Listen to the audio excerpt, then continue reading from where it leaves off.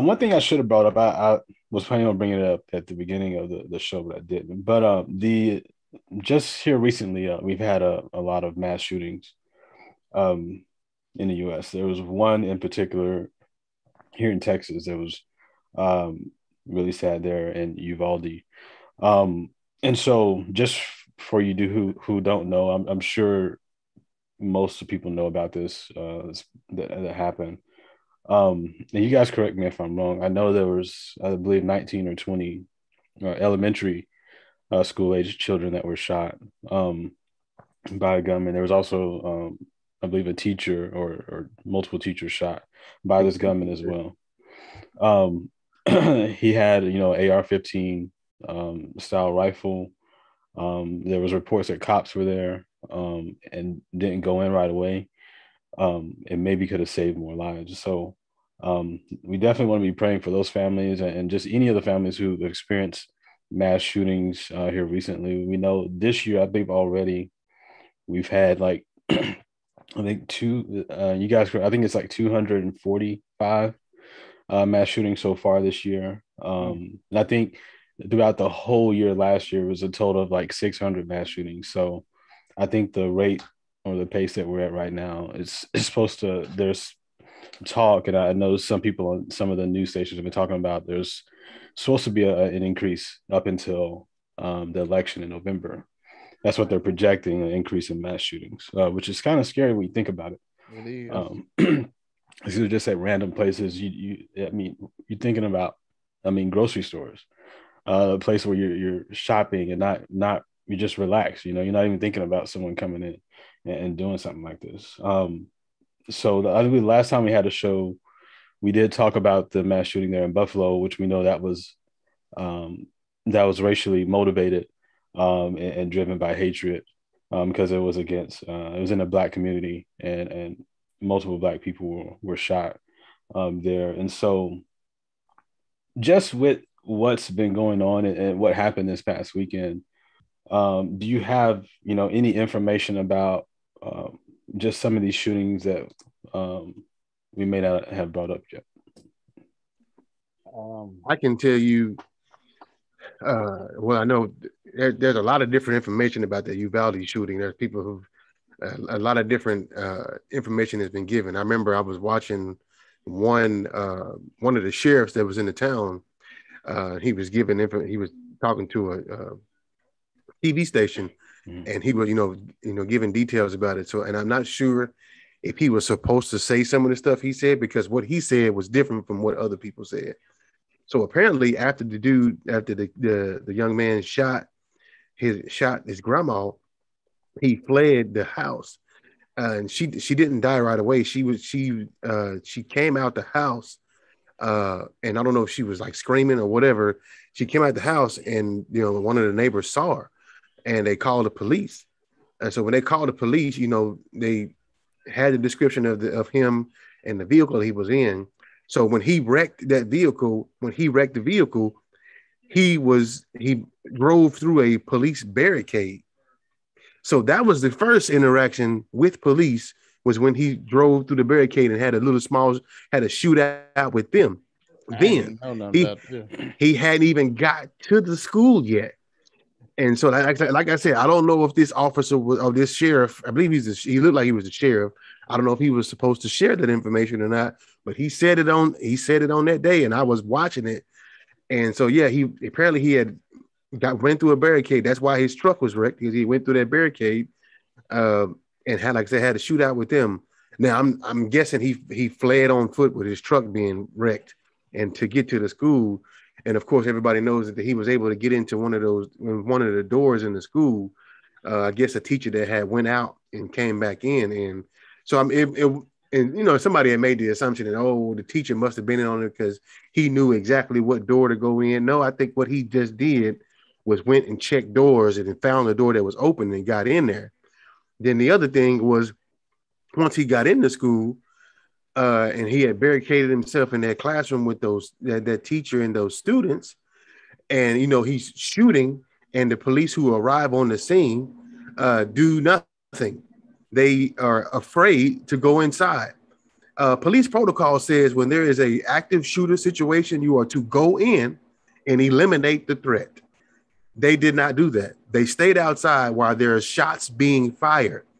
All these shots being fired, and y'all are afraid to go in. You had parents and family members ready to go in to go help these kids and students and stuff.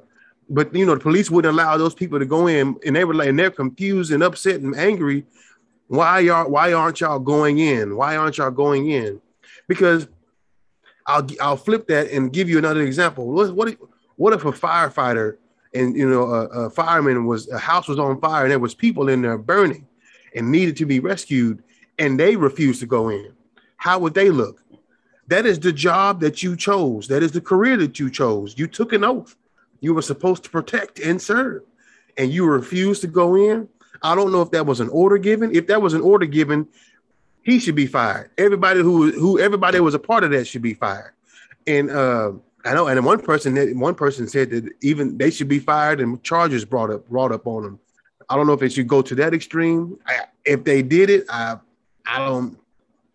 guess I can kind of understand, but they should definitely lose their jobs and not be able to work again as a police officer, because who knows how many lives they could have saved had they went on in. Like, I don't understand that. Like, why would, and that same thing happened at another shooting before. I forget where. I don't know if it was that Walmart shooting in El Paso or if it was somewhere else. I remember it was another mass shooting where the police refused to go in, and when they did that, the more people got shot and killed because they did not want to go in. Why are you afraid? That's what you signed up for. What are you afraid to go in? Why are you afraid to meet that? Had that been let's just say, had that been the military, you had some Marines outside. Oh, they went in the door and they took him out and immediately, you know what I'm saying? Like, if that was a war situation and they were supposed to go in, they was gonna kick it in and they was gonna go in and eliminate the threat like they're supposed to.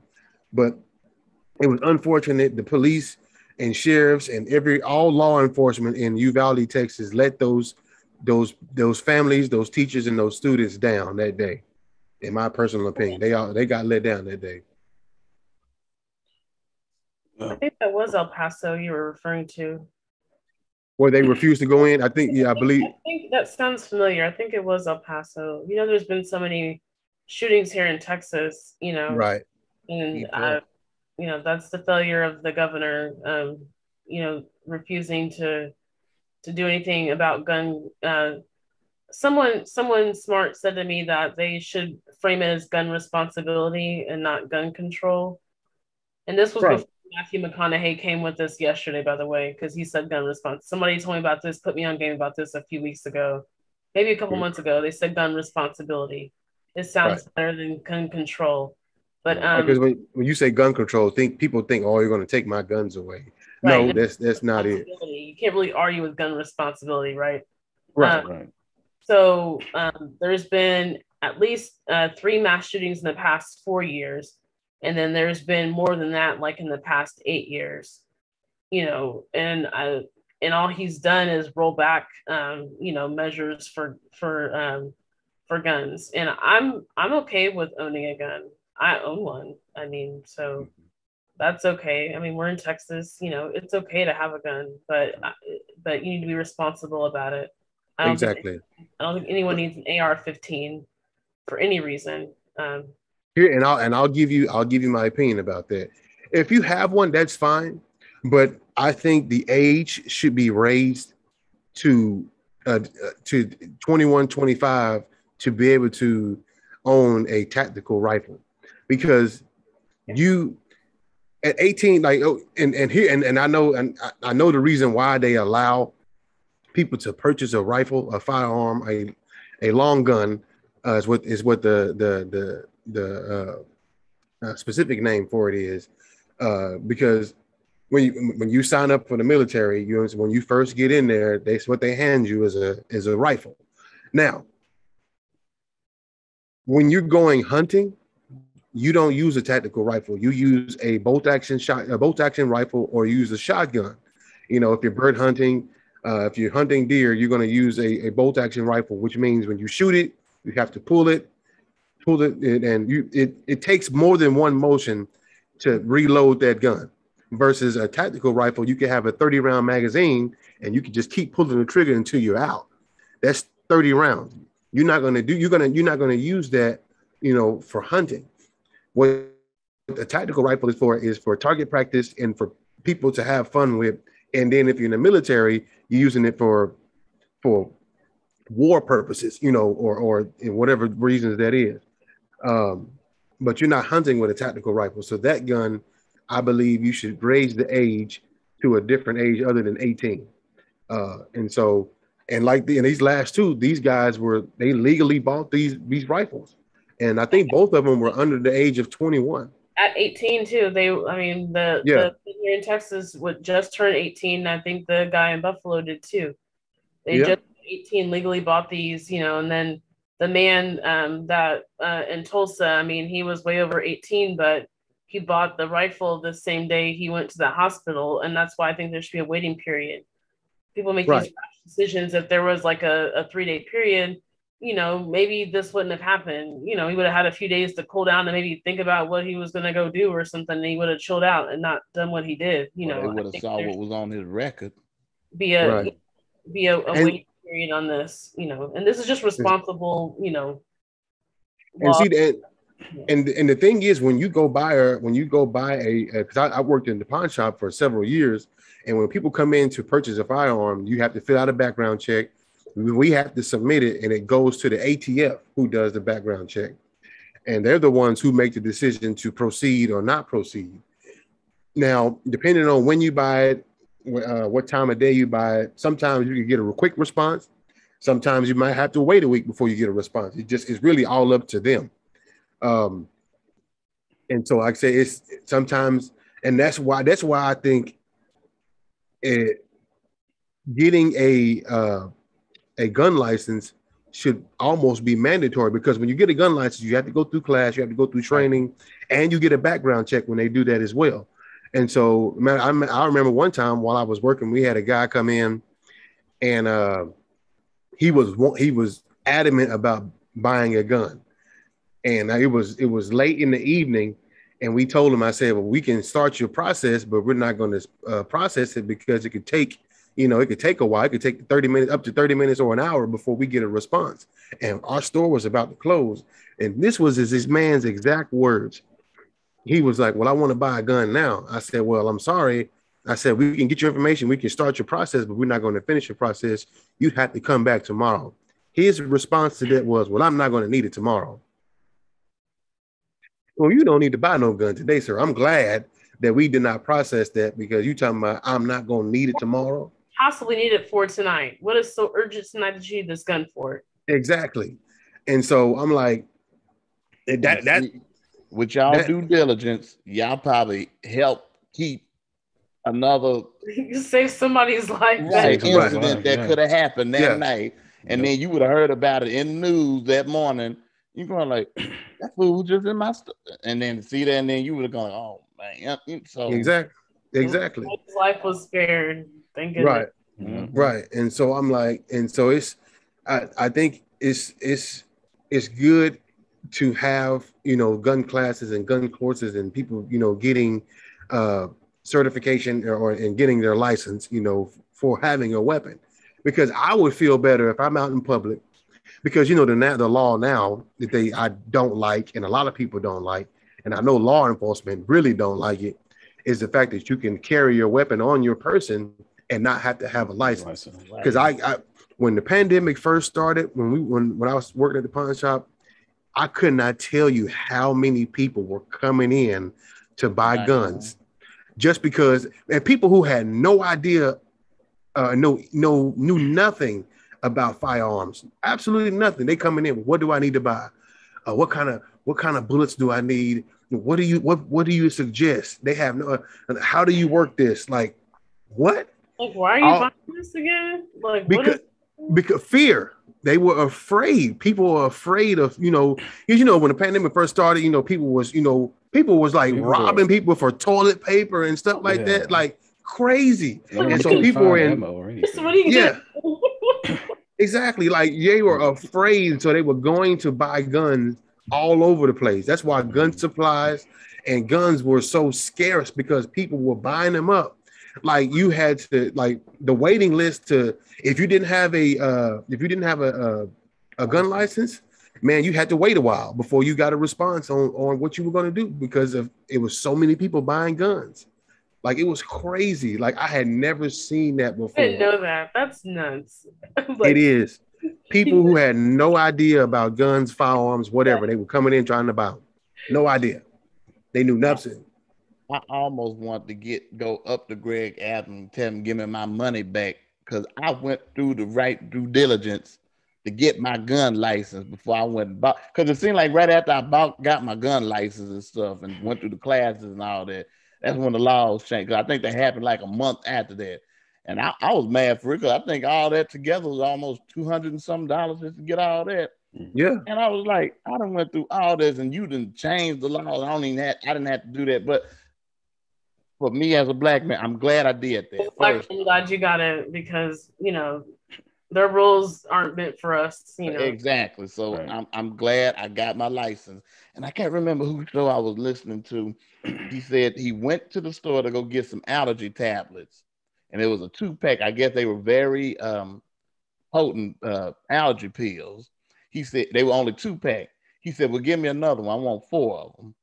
He said, you're prohibited by law. You can't do that. And he said, okay. He bought the 2. He was at CVS, went to Walgreens, tried to get the same tablets, went up to the counter. She said, give me your license.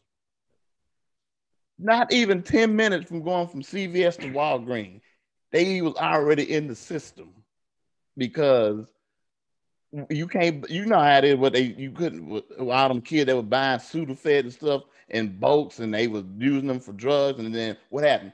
They made a law. Right. So it's crazy. We can't go to CVS and Walgreens to get 2 allergy pack of allergy tablets for medicine for allergies, but we can just go willfully and go get a AK-47. Well, maybe not that one. Not AK. I'm sorry, not AK. Yeah, that's a fully automatic gun. That's a fully automatic, right? Well, the gun has been the RA-50. It's AR-15. That's the RA. Yeah, it's an RA. RA-15. I'm sorry.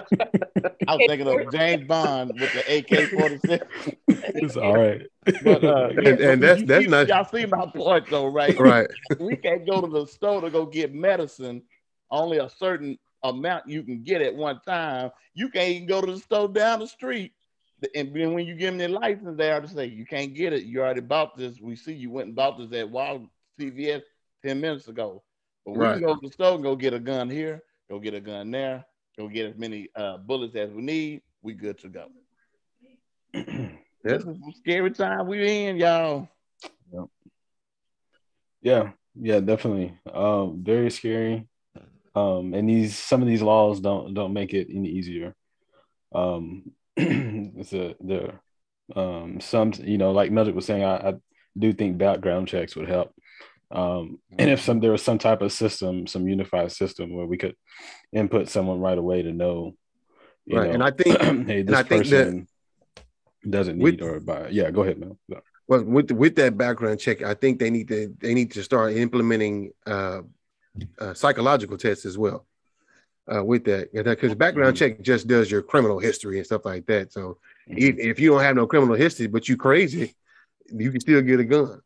Now, if you have been admitted to a mental institution, because I've ran across this before, where somebody came in to purchase a firearm, and they had tried to, and they reason why I know they tried to get a guns from somewhere else is the ATF showed up at our pawn shop the next day trying to get information about this person, because she had tried to purchase a firearm at like 2 other places and was denied, because when she came to get one from my pawn shop, she had got denied again. So she had got denied 3 different times, and she was like, I wonder why. I said, I don't know. I said, it could be several reasons why. I couldn't give you an answer because it doesn't tell me. It just says that you got denied. She was like, I wonder if it's because I was in an insane institution. And in my head, I'm like, yeah, probably why. That's probably why they won't allow you to have a gun. Yeah, so and I don't ain't wrapped too tight. So yeah, that's probably why they won't allow you to buy a firearm. And if you saw that picture of the dude that shot up in Tulsa, that main picture that they showed, he looked like something was wrong with him. Right. Yeah. Man, he was shooting that doctor, trying to find a doctor because of back pain. I'm like, man. Yeah, back pain. Back pain. Like all kind of people have back pain. It's sad. It's sad when you think about it. But yeah, so great discussion. Great points that you all were bringing up about just kind of the shootings happening and even just laws that are in place right now about guns. And I like the gun responsibility because that actually, like you said, you can't argue with responsibility. Like everyone should want people to be responsible with guns, right? So it's hard to argue with that.